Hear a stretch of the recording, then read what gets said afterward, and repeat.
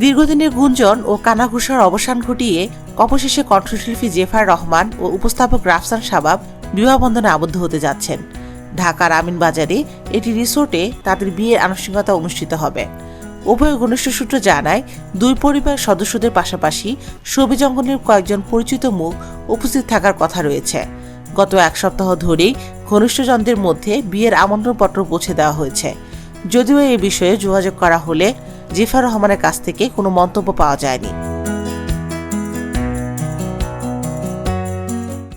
রাফসান জেফারের সম্পর্ক নিয়ে আলোচনা শুরু হয় বছরখানেক আগে। রাফসানের সংসার ভাঙার খবর প্রকাশ্য আসার পরই বিষয়টি আলোচনায় আসে। এরপর বিভিন্ন সময়ে দেশে ও দেশের বাইরে তাদের একসঙ্গে দেখা যায়।